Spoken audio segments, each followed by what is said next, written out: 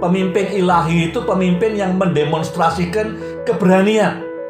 Tanda, saya percaya tanda yang paling jelas orang dipenuhi Roh Kudus itu keberanian. Keberanian untuk confront evil, menentang kejahatan dan ngambil tindakan, ambil responsibility. Jangan anggap sepele masa-masa sulit. Karena Tuhan pakai masa-masa sulit membangun kapasitas kepemimpinan kita, saudara dan saya. Pemimpin pada dasarnya cuma ada dua macam. Yang panahnya keluar, memimpin untuk jadi berkat buat orang lain, atau yang panahnya ke dalam, self-centris, memimpin untuk keuntungan saya sendiri.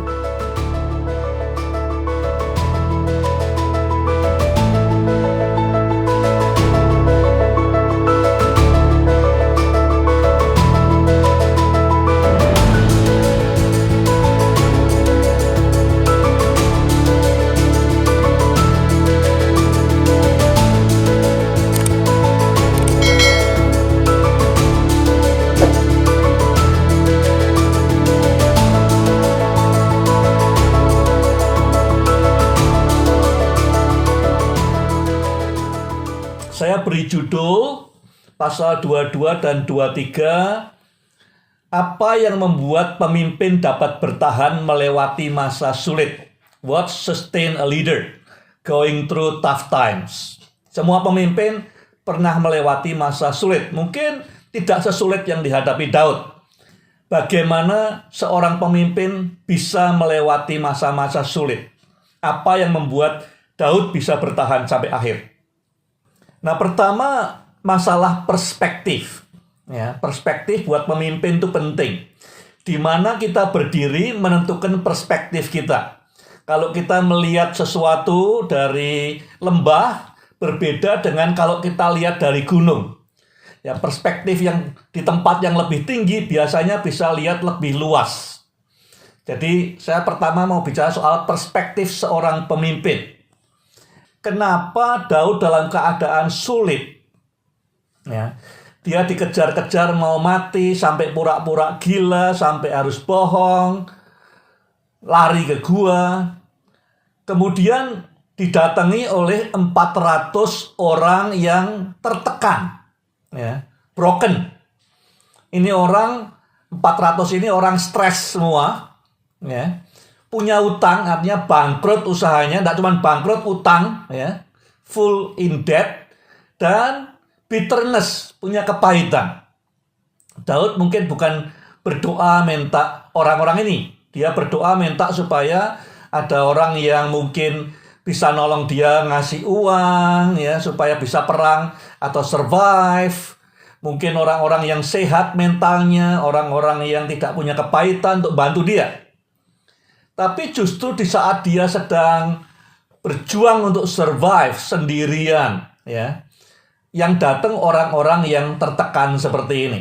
Jadi kalau orang normal mikirnya, jangan datang sekarang deh. Nanti kalau gua udah beres persoalannya semua, udah jadi raja baru datang gitu kira-kira. Tapi 400 orang ini diterima oleh Daud. Nah, ada bagian firman Tuhan yang saya senang baca, ya. Itu di 2 Samuel 23 ayat 8. Jadi satu kitab setelah ini di pasal yang sama 23. Dan di 1 Tawarik 11 ayat 11. Di situ dimuat daftar, ya, kalau sudah baca di Tawarik, begitu Daud dinobatkan jadi raja di Hebron, terus ditulis ini loh pahlawan-pahlawannya Daud yang membawa dia kemenangan, menjadikan dia raja. Sama antara 1 Tawarik 11 dengan 2 Samuel 23. Ya. Salah satunya ya disebut di sini, inilah nama-nama kesatria gagah yang menyertai Daud. Yang pertama Yoseb-Basebet, orang Hakmoni, ketua Triwira. Dia pernah menggunakan tombaknya melawan 800 orang yang ditewaskannya dalam satu pertempuran. Ya, menghabisi musuhnya, satu orang 800 dihabisin. Ya. Dan panjang listnya setelah itu siapa-siapa yang kemudian kepahlawanannya. Di 1 Tawarik disebutkan ini orang-orang yang menghantar Daud ke singgasana sebagai raja. Siapa orang ini? Ini orang-orang di antara 400 ini. Orang-orang broken, orang-orang yang datang ke Daud punya utang, bangkrut, stres, dan penuh kepahitan.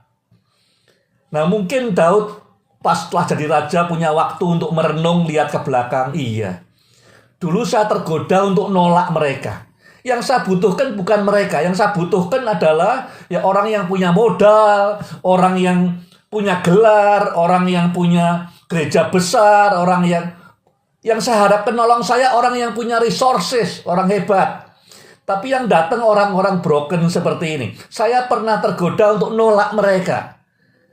Tapi karena Tuhan, saya terima mereka, dan akhirnya orang-orang inilah ya yang dipakai Tuhan untuk menghantarkan Daud ke singgasana. Perspektif. Ya, apakah 400 orang ini problems yang harus dihindari atau aset yang harus dikembangkan? Itu pertanyaannya. Hal kedua, ya, setelah Daud melihat ini 400 adalah aset, ya. Kadang-kadang kita menghadapi persoalan juga begitu kan ya. Kita menghadapi persoalan, entah finansial, entah keluarga, entah pelayanan, bisnis, perusahaan, ya. Kita mengharapkan yang datang orang punya modal, orang yang terkenal, orang yang punya resources, orang pinter. Tapi yang dikirim sama Tuhan ini orang-orang broken, 400 orang broken ini. Daud perspektifnya lihat ini modal dari Tuhan. Jadi dia mulai bikin program pelatihan untuk kepemimpinan 400 pecundang ini. Nah, berikut ini ada beberapa poin yang Daud kerjakan, menjadi teladan, memberi contoh kepada 400 orang itu. Sehingga dari 1 Samuel 23, 22-23, berubah total menjadi 2 Samuel 23. Yang tadinya orang punya utang, stres, dan kepahitan, di 2 Samuel 23 menjadi kesatria-kesatria, pahlawan-pahlawan Daud yang luar biasa. Programnya seperti apa? Modulnya seperti apa? Yang nomor 1, modul nomor 1. Pemimpin ilahi itu peduli terhadap orang yang tertindas dan pelindung bagi yang lemah. Di pasal 23 dimulai dengan Daud mendengar orang Filistin menindas, merampok, menyerang orang Kehila. Kemudian dia tanya sama Tuhan, Tuhan, aku perlu belain mereka enggak? Ini orang dirampok, ditindas, makanannya diambil sama orang-orang Filistin. Tuhan bilang, bantuin mereka, bebaskan mereka. Waktu Daud mau bebaskan mereka, pengikutnya semua bilang, loh, enggak logis dong ini. Kita aja ketakutan, lari, dikejar-kejar, kok kamu mau nolongin orang lain. Tapi Daud kemudian tanya ke Tuhan lagi, Tuhan gimana? Tuhan janjikan kamu akan menerima kemenangan. Jadi dia beri contoh kepada 400 orang pecundang ini bahwa pemimpin ilahi itu peduli dengan orang yang tertindas. Tidak bisa tinggal diam lihat orang lain ditindas, lihat orang lemah dibully, tidak bisa. Ya, itu pelajaran nomor 1. Pelajaran nomor 2, godly leaders itu demonstrate courage. Pemimpin ilahi itu pemimpin yang mendemonstrasikan keberanian.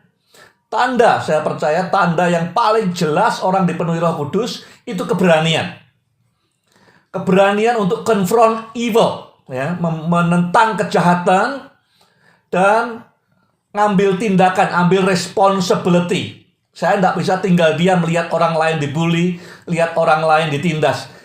Pemimpin itu selalu action oriented, ya. Dia berani nentang walaupun dia jumlahnya lebih sedikit, ya. Pasukannya orang-orang stres semua, tapi dia tetap tidak bisa tinggal diam. Jadi dia take the responsibility untuk kemudian bela yang lemah dan nunjukkan keberaniannya.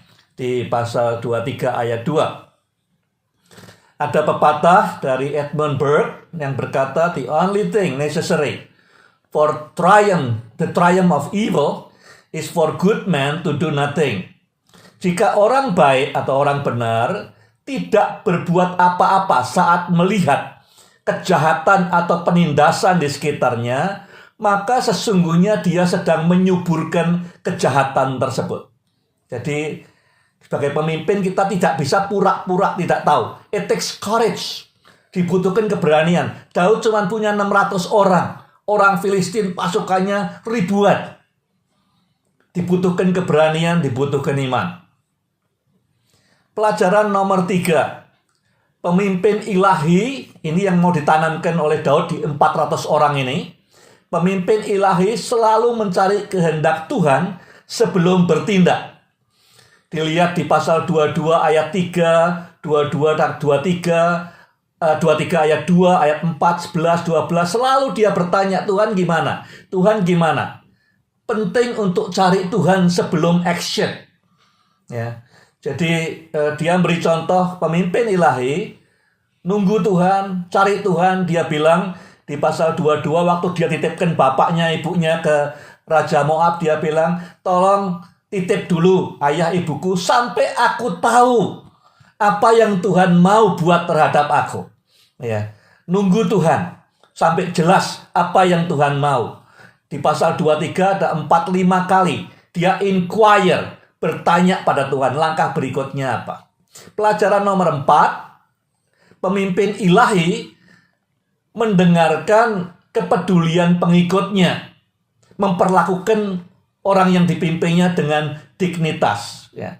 Waktu para pengikutnya berkata, Daud, tidak masuk akal nih, tidak logis nih, jumlah kita sedikit, kita sedang ketakutan, dikejar-kejar mau dibunuh, kok nulungi orang lain, kok kober-kobernya musingin penderitaannya orang lain. Daud bisa aja dia berkata, kalian nih gimana sih? Ya, kok egois, kok gini, kok gitu, dan segala macam. Dia bisa aja marah begitu, tapi enggak. Dia dengarkan omongan orang yang dipimpinnya, terus dia kembalikan ke Tuhan. Tuhan gimana nih? Masuk akal omongan anak buahku ini, masuk akal. Ya, dia bisa aja berkata, kalian kok enggak ada iman sih, maju aja. Tapi dia enggak begitu. Dia kembalikan, yuk kita kembali ke Tuhan.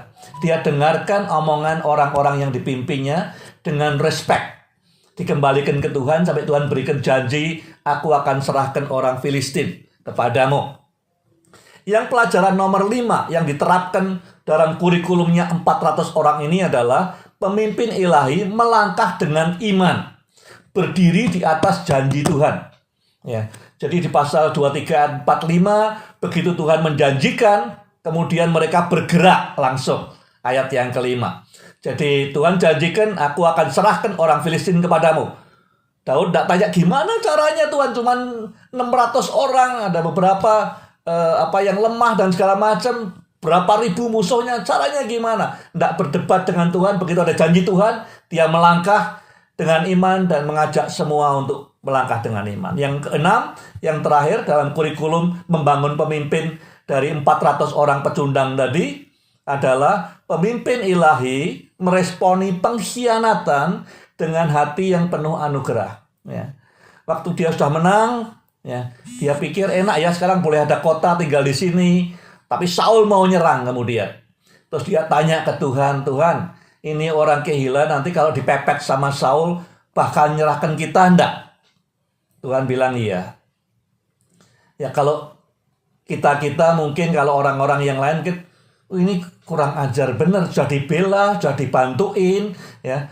Nanti kalau kita kepepet di sini diserahkan ke musuhnya, ke Saul. Tapi Daud tidak begitu, ya. Dia tidak berhenti berbuat baik. Dia juga tidak marah, tidak benci pada orang Kehila, ya. Dia tahu posisinya mungkin sulit orang Kehila. Dia meresponi pengkhianatan dengan anugerah, dengan grace. Ini pemimpin yang bisa ngampuni orang, itu perlu dicontoh oleh 400 orang ini. Itu 6 hal yang merubah 400 dari pecundang jadi pahlawan. Nah, topik berikutnya yang saya pelajari adalah bagaimana mencari kehendak Tuhan. Bedanya Daud dengan Saul. Nah, saya lihat bagaimana Roh Kudus menginspirasi penulis pasal-pasal ini untuk membandingkan bagaimana Saul dengan Daud. Pemimpin seperti Daud dan pemimpin seperti Saul, bagaimana mereka memperlakukan mencari kehendak Tuhan atau discernment. Yang pertama soal purpose. Daud tanya ke Tuhan, dia cari kehendak Tuhan untuk dapat tuntunan.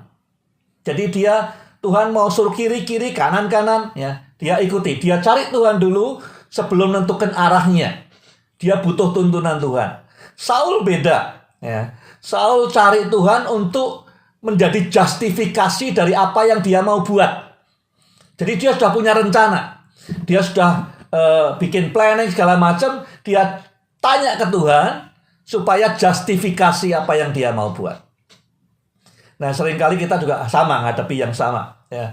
Kita tanya Tuhan untuk mau nuruti dia, atau kita tanya Tuhan untuk benarkan apa yang kita buat. Ya. Meneguhkan apa yang kepingin kita buat. Yang kedua, prosesnya. Daud discernment, ya, mencari kehendak Tuhan melalui interaksi langsung. Ya, berapa kali di pasal 23 dia bertanya, inquire ke Tuhan, bertanya ke Tuhan. Jadi ada interaksi, ada conversation, ada inquiry dengan Tuhan. Saul discernment-nya tidak melibatkan Tuhan. Waktu dia lihat orang-orangnya, waktu lihat Daud dan pasukannya masuk ke kota yang berbenteng, yang berkubu, dia bilang, Tuhan, ya, Tuhan sudah memberikan mereka ke tanganku. Dia discern bahwa dia akan menang bukan karena tanya ke Tuhan, ya, tapi tidak melibatkan Tuhan, cuman logikanya saja. Tapi kemudian dia bilang, Tuhan sudah menyerahkan dia ke dalam tanganku. Yang berikutnya, kalau kita lihat dari Saul kriterianya, ya, kriteria Saul melihat discernment Tuhan, dia lihat yang masuk kehendak Tuhan dalam hidupnya adalah kalau itu adalah keberhasilan yang mulus, yang mudah, tanpa harus ada kerja keras atau pengorbanan. Dia lihat Daud sudah masuk ke kota Kehila, dia bilang, ini menang gampang. Ya, nggak usah pengorbanan, nggak usah sulit. Artinya pasti dari Tuhan nih, gampang nih. Banyak orang Kristen juga berpikir seperti itu. Ya, kalau pintu terbuka lebar, gampang berhasil tanpa pengorbanan, pikirnya dari Tuhan. Belum tentu. Ya, belum tentu semua pintu terbuka itu dari Tuhan. Belum tentu semua yang gampang tanpa pengorbanan itu dari Tuhan. Yang kedua kriterianya Saul adalah dia sudah yakin betul dia bakal menang. Ya, kesuksesan yang sudah pasti. Sehingga tidak perlu iman, tidak perlu campur tangan Tuhan. Lihat Daud tadi. Daud waktu Tuhan bilang, aku akan dia bilang belalah orang Kehila. Dia jelas butuh iman, pasukannya cuma 600, kurang dari 600. Ya, orang Filistin ribuan, butuh iman. Tapi dalam kriteria Saul, kehendak Tuhan itu kalau sukses sudah jelas. Ya, tidak perlu iman, tidak perlu campur tangan Tuhan, sudah jelas. Nah, banyak juga orang Kristen praktekkan seperti ini. Mereka yang sudah jelas untung, jelas menang, dianggapnya itu kehendak Tuhan. Belum tentu. Ya, Tuhan selalu disenangkan kalau ada iman, ada kebergantungan pada Tuhan. Yang ketiga, saya ingin lihat kapan dalam hidup saya, hidupnya Daud, di mana kepemimpinan dikembangkan. Ya, kita berpikir idealnya pemimpin dikembangkan itu di tempat-tempat seperti Harvard atau Cambridge, tempat yang tenang, aman, tidak ada masalah. Cuman berbeda dengan pengalamannya Daud. Kepemimpinannya diasah luar biasa, mulai waktu dia kehilangan kerjaannya. Kelihatan kehilangan segala-galanya dia. Ya, kehilangan kerjaan sebagai panglima, berarti income-nya juga hilang. Dia kehilangan kemudahan-kemudahannya. Dia kehilangan pasukannya. Dia kehilangan teman-temannya. Tapi justru itulah, di saat seperti itu, dia kehilangan segala-galanya, Tuhan sedang membangun kepemimpinan dalam hidupnya. Yang kedua, pada saat dia melarikan diri untuk menyelamatkan nyawanya, dikatakan Saul setiap hari berinisiatif untuk membunuh dia. Ya, di pasal 23 ayat 14.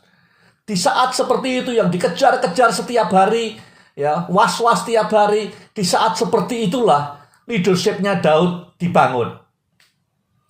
Yang ketiga, di dalam pasal 21, pasal ayat 1, ayat 13, dia merasa kayak dia berjuang sendirian. Ya, bahkan bapaknya Abiatar, si Ahimelek bertanya, "Kenapa kamu kok sendirian?" Kemudian juga waktu di Mazmur 142 yang dia tulis waktu dia ada di Gua Adulam. Dia berkata, aku menoleh ke kanan, ke kiri, tidak ada siapa-siapa. Ya. Pada saat dia berjuang sendirian, Tuhan membangun leadership-nya. Yang keempat, ini tadi saya katakan di Mazmur 142, ya, dia merasa abandoned, dibiarkan. Kalau di pengadilan biasanya di sebelah kanan itu adalah pengacaranya, pembelanya. Di Mazmur 142 ayat 4 dia berkata, aku tolehkan kepala ke sebelah kanan, tidak ada siapa-siapa. Artinya tidak ada yang bela dia. Pada saat yang sulit itu Tuhan bangun leadership-nya. Kemudian dia juga berkata pada saat dia dikepung oleh orang-orang yang ingin menyakiti dia. Tidak hanya Saul. Orang Keila juga akan mengkhianati dia. Orang Sib juga akan mengkhianati dia. Orang Filistin juga ingin kematiannya. Dia noleh kemanapun juga adalah ada musuh yang kelihatan, ada musuh yang tersembunyi. Pada saat dia dikelilingi oleh orang-orang yang ingin menghancurkan dia, kepemimpinannya dibangun. Yang keenam, pada saat dia di tengah kesedihan yang luar biasa. Ya, oleh karena dia menemui Ahimelek. Oleh karena dia berbohong pada Ahimelek. Ya, oleh perjumpaannya dengan Ahimelek, Ahimelek dan seluruh keluarganya, kecuali Abiatar, dibinasakan semua. Saya pikir Daud tentu merasa bersalah. Ya. Apalagi ini keluarga imam besar semua, 86 orang. Dihabisi termasuk anak-anak, perempuan semua. Karena berjumpa dan menolong Daud. Dia tentu sedih sekali, merasa bersalah. Oleh karena perjumpaan itu, semua orang ini dibinasakan oleh Saul. Di tengah kesedihannya yang luar biasa, Tuhan membangun kepemimpinannya. Poinnya apa? Kenapa saya sampaikan ini? Jangan anggap sepele masa-masa sulit. Karena Tuhan pakai masa-masa sulit membangun kapasitas kepemimpinan kita, saudara dan saya. Seringkali naluri kita adalah kalau ada masa sulit kita mau lari, mau tinggalkan. Tapi justru dalam hidup Daud di masa-masa yang paling sulit, Tuhan membangun dia menjadi raja yang paling hebat di Israel. Apakah dia tidak pernah salah? Pernah. Tidak pernah dosa? Pernah. Ya, tapi dia raja yang paling hebat dalam sejarah Israel. Sampai Yesus pun disebut anak Daud. Ya. Tapi dibangunnya kepemimpinan Daud bukan di masa enak, di masa makmur, di masa sukses, tapi di masa-masa yang sulit. Jangan lari di masa sulit, ya, di masa seperti yang dihadapi Daud tadi, dikejar-kejar, merasa sendirian. Jangan lari, ya, jangan coba menghindar, tapi tangkap maksud Tuhan. Ini ada perkataannya Robert Schuller yang sangat bagus. Masa-masa sulit itu tidak pernah berlangsung selamanya. Ada tanggal berlakunya, expiration date-nya ada. Masa-masa sulit tidak akan selamanya terjadi, berlangsung. Tapi orang-orang yang ulet akan bertahan sampai akhir. Tough times never last, but tough people do. Pertanyaannya, apa yang membuat Daud bisa sustain sampai terakhir? Ya, bisa bertahan sampai terakhir. Apa yang membuat Daud bisa bertahan sampai akhir? Apa yang membuat saudara bisa bertahan sampai akhir, melewati masa sulit?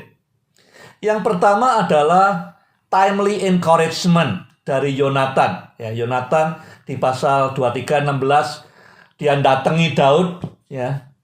Kemudian memberi encouragement, mengingatkan Daud akan janji Tuhan. Jadi saudara, di sekitar kita mungkin tiap minggu ada orang-orang seperti Daud. Hamba-hamba Tuhan yang mungkin masih muda, yang mungkin belum banyak pengalaman, atau yang senior sekalipun, yang tengah menghadapi masa-masa sulit. Daud bisa bertahan karena timely encouragement. Kita mesti peka. Hari ini kalau Tuhan suruh untuk encourage hamba Tuhan A, pemimpin B, teman C, ya, mungkin kita dipakai seperti Yonatan.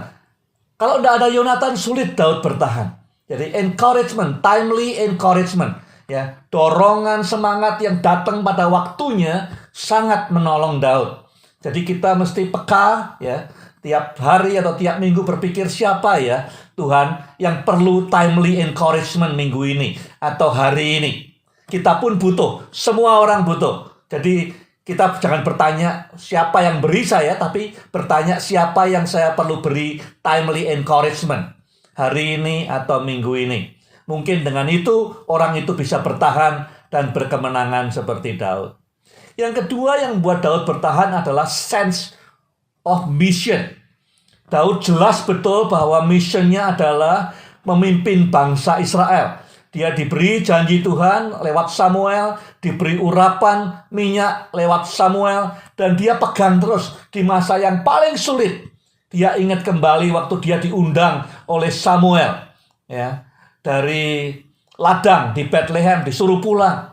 Dia masih kecil, mungkin umur 8 tahun, 9 tahun, tapi dia tidak pernah lupa destiny-nya untuk jadi raja setelah ini. Jadi sense of mission, dorongan tujuan hidup itu membuat dia tidak gampang menyerah, bertahan sampai akhir. Pertanyaan buat saudara, do you know apa purpose hidup saudara? Purpose Tuhan buat hidup saudara. Sejauh mana purpose itu drive saudara, ya, untuk terus bertahan, untuk jadi ulet, melewati semua tantangan kehidupan. Apa yang buat saudara bertahan kalau bukan the mission of God? Apa yang Tuhan taruh destinimu, tujuan hidupmu? Kalau ada yang belum tahu, cari sampai tahu.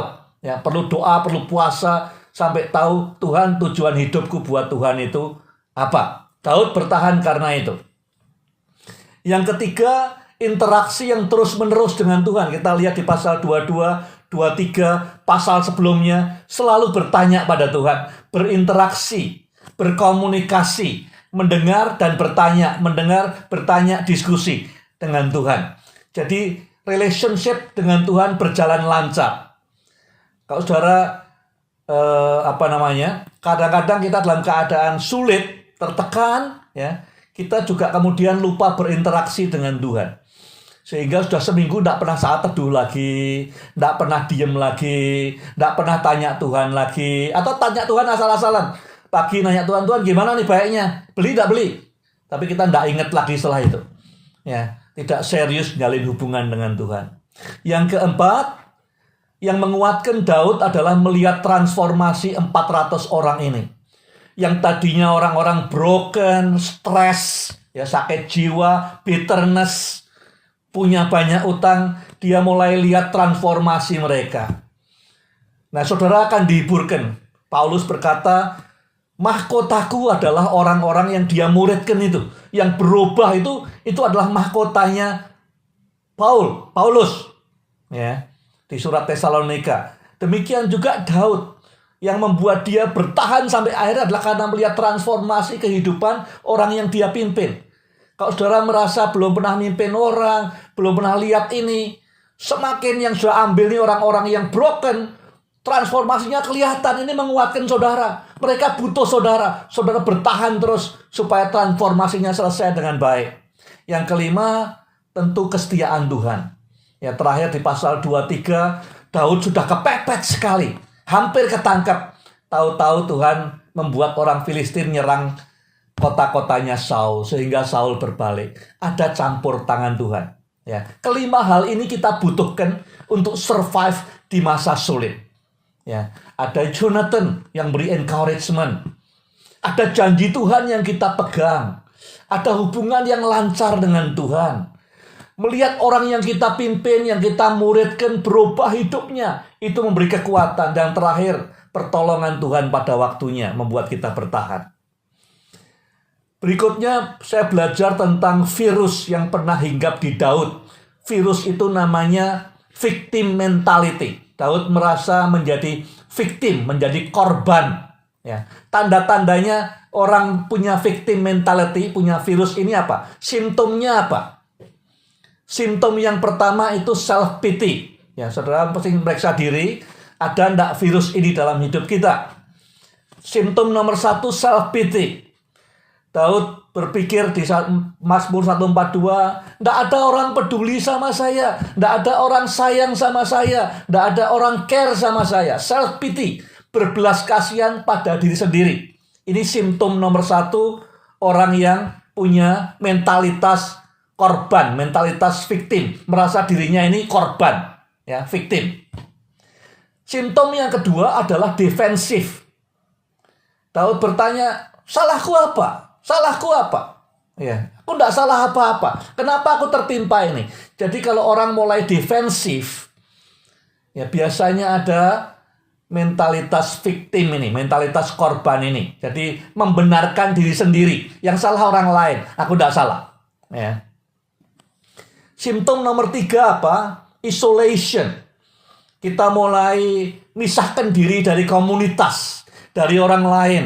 Orang yang punya virus victim mentality ini merasa tidak nyaman dengan komunitas, menjauhkan diri dari persekutuan, dari kelompok komunitas BOR, dari Bible study, dari gereja, nyendiri.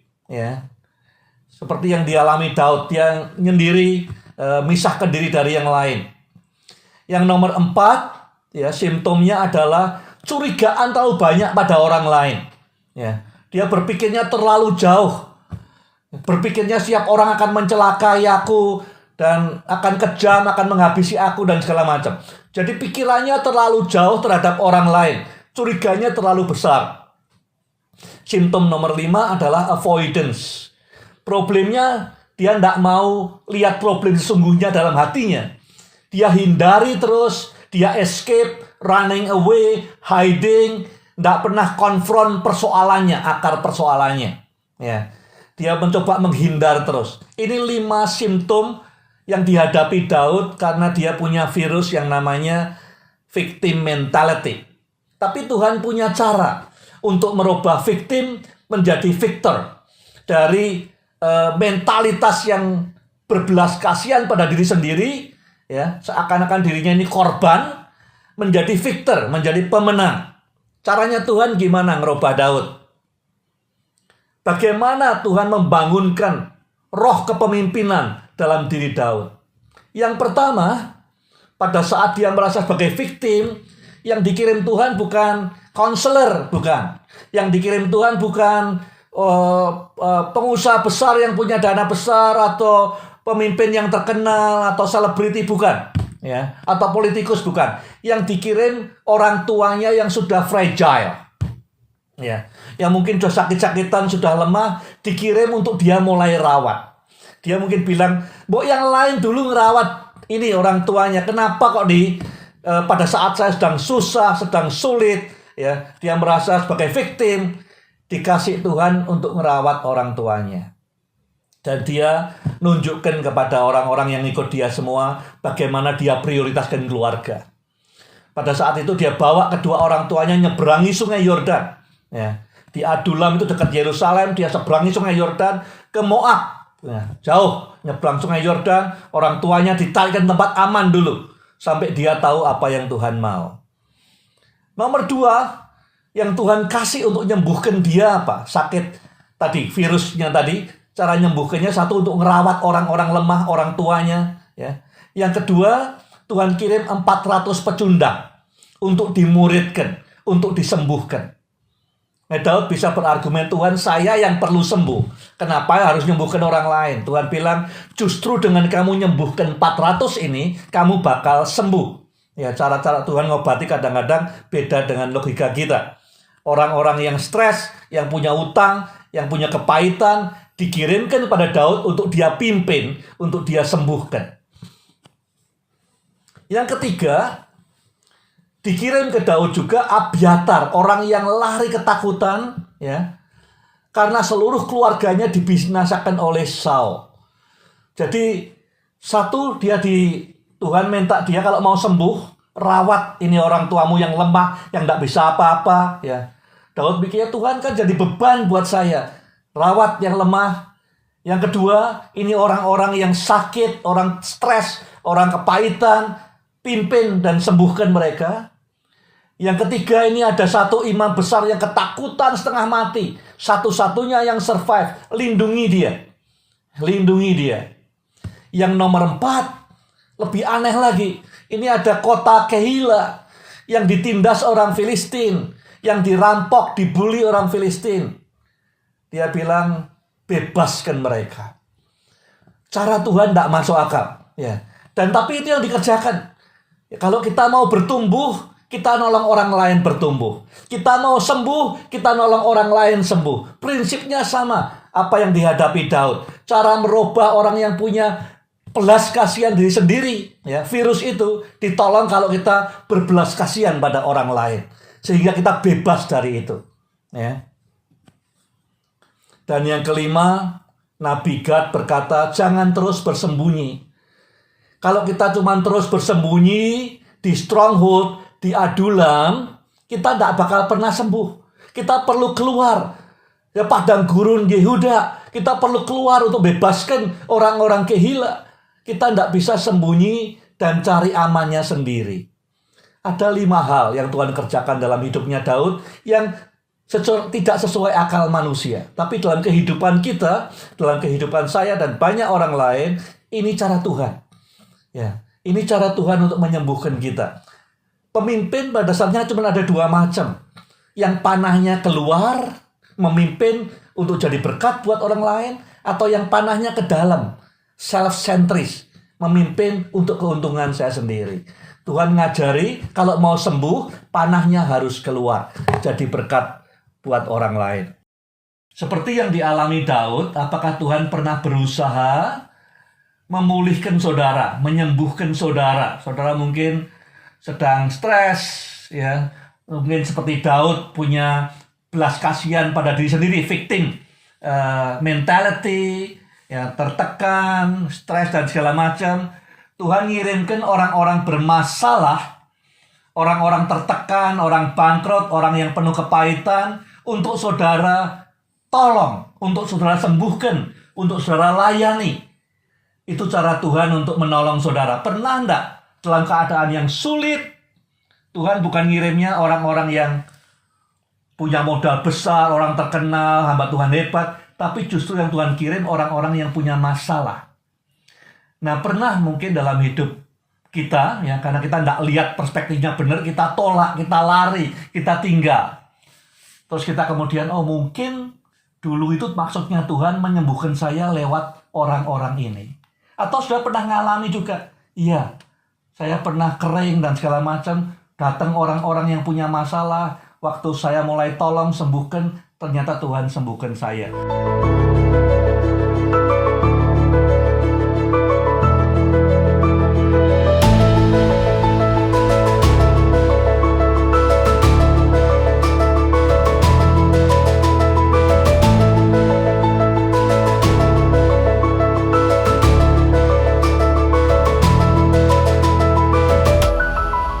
Responnya Daud waktu dia tanya ke Tuhan, Tuhan, nanti kalau Saul ngepung kota Kehila, kira-kira penduduk ini akan menyerahkan kami apa tidak? Tuhan bilang, ya, mereka akan mengkhianati kamu, mereka akan menyerahkan kamu. Nah, kalau saudara atau saya jadi Daud, ya mungkin jengkelnya luar biasa. Kita sudah taruhkan semuanya, pertaruhkan nyawa, ya mungkin ada anggotanya yang luka-luka, dan segala macam demi menyelamatkan orang Kehila. Sekarang Tuhan beritahu bahwa kalau mereka tetap tinggal di situ, orang Kehila akan mengkhianati mereka. Dan biasanya kita kalau sudah dikecewain orang, dikhianati, ya, kita cenderungnya ya, wes sudah, nggak usah gereja-gerejaan lagi, nggak usah pelayanan-pelayanan lagi, nggak usah leadership lagi, nggak usah Bible study lagi, ya. Sudah mau berbuat baik, dikhianati, sekarang lebih baik kita sembunyi aja, menyendiri dan segala macam. Tapi kita mau belajar pemimpin besar seperti Daud. Bagaimana dia meresponi waktu dia dikhianati oleh orang Kehila. Daud tidak marah, dia tidak menunjukkan upset, dia jengkel, kecewa, waktu dia dengar dari Tuhan bahwa orang Kehila akan mengkhianati dia kalau dia tetap tinggal di situ. Kenapa kok dia bisa punya grace seperti itu? Satu, waktu dia bertindak menyelamatkan orang Kehila bukan dengan motif-motif yang lain. Tapi dia berprinsip bahwa apa yang dia buat itu benar. Doing the right things. Jadi penting buat pemimpin, kita mau bertindak, Ya, kita tahu bahwa yang kita buat itu benar, bukan sekedar yang kita buat akan untung, bukan itu. Ya, yang kita buat akan sukses, bukan itu, tapi yang kita buat benar. Ya, jadi apapun responnya orang kemudian mau mengkhianati, mau menolak, disalah mengerti, that's okay. I'm doing the right things. Aku ngerjakan yang benar. Jadi saudara perlu meriksa motivasi dalam menolong orang, ya, dalam mengerjakan pelayanan dan segala macam. Apakah saudara kerjakan karena gampang, karena untung, karena dapat apa, atau saudara mengerjakan itu karena benar? Ya, menolong orang tertindas itu benar, menyelamatkan orang yang dibully itu benar. Apapun responnya tidak masalah. Nomor satu, yakinkan motivasinya you are doing the right thing, not just the pleasant thing. Tidak hanya hal yang enak, hal yang menguntungkan, atau hal yang glamorous, hal yang indah, tapi hal yang benar. Yang kedua, waktu dia ngerjakan menolong orang, dia menemukan meaning, menemukan fulfillment. Pemimpin-pemimpin ilahi seperti Daud, dia nolong orang bukan susah, tapi dia menemukan meaning. Hidupnya ada maknanya, karena orang lain tertolong, orang lain bisa disembuhkan. Jadi pemimpin itu adalah orang yang mengambil keputusan untuk mau menolong orang lain mencapai destiny-nya, walaupun dia harus bayar harganya. Ya. Jadi dia nolong orang yang ikut dia supaya mencapai destiny-nya, desain Tuhan, purpose Tuhan dalam hidup mereka, walaupun saya harus menderita, menanggung keputusan yang saya ambil. Jadi semua pemimpin ilahi selalu menemukan kepuasan, fulfillment kalau bisa nolong orang lain. Ya, menemukan meaning, hidup ini meaningful kalau hidup saya ada artinya buat orang lain. That's leaders. Yang ketiga, Daud ini selalu nurture gratefulness, ucap syukur. Ya. Kalau orang biasa mengembangkan sikap hidup mengucap syukur, dia tidak bisa nuntut, tidak bisa demanding, ya, tetapi dia hanya bisa mengucap syukur. Jadi begitu ada orang lain yang dia pikir ini orang kehila, kalau dia kepepet, diancam sama Saul, pilihannya cuma dua. Ya. Satu adalah melindungi Daud dan timnya, artinya hancur semua, dihabisin sama Saul, atau mereka akan menyerahkan Daud, mereka selamat. Nah, Daud ngerti ini orang mungkin rohaninya masih bayi, masih anak-anak, ya, mungkin belum berani mempertaruhkan hidupnya untuk menyelamatkan Daud. Jadi dia bersyukur bisa menolong mereka, tidak harus cari imbalannya. Ya, grateful.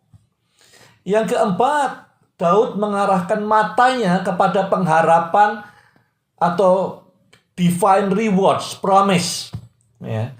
Seperti yang Paulus katakan, matanya tertuju kepada upah surgawi. Nah, kita bukan berbuat sesuatu untuk karena upah, tetapi kita mempercayai janji Tuhan. Ya. Pada saat kita menang sampai akhir, Tuhan menjanjikan ada kemuliaan, ada mahkota, dan segala macam. Kita bukan bekerja untuk itu, tapi kita harus berpegang pada janji Tuhan, mata kita fix pada saat kita menembus pita garis finish. Jadi pengharapan itu penting. Ya. Hati yang ucap syukur, hati yang penuh pengharapan. Tuhan sangat ingin semua kita mencapai garis akhir. Bertahan di tengah semua gelombang yang ada. Yang terakhir, yang nomor 5, Daud mengakui, ya, dia sadar bahwa dia mungkin juga tidak lebih baik daripada orang-orang kehila. Seringkali kalau kita ini marah, ya, kita ini jengkel, kita ini kecewa, kita merasa kita lebih baik daripada orang yang bikin kita jengkel, bikin kita marah. Sesungguhnya Daud merasa, aku mungkin tidak lebih baik dari mereka, aku buat salah, aku buat dosa, ya, tidak lebih baik dari mereka. Seringkali orang yang merasa dirinya lebih baik daripada orang lain, biasanya orang yang punya sakit ingatan. Dia tidak ingat apa yang dia salah yang dia buat sendiri. Dia tidak ingat semua dosa yang dia buat, maka dia berhak untuk menghakimi dan marah pada orang lain. Daud sadar, dia juga punya salah, maka dia gampang bisa mengampuni orang yang mengkhianati dia. Jadi kita belajar dari Daud, kita dalam hidup tidak dikecewakan orang, kan? Semua kita pernah dikecewakan orang, Mungkin bentuknya pengkhianatan, mungkin bentuknya gosip, mungkin bentuknya lain-lain. Kita belajar dari Daud supaya hatinya tetap benar dan mengakhiri pertandingan dengan baik.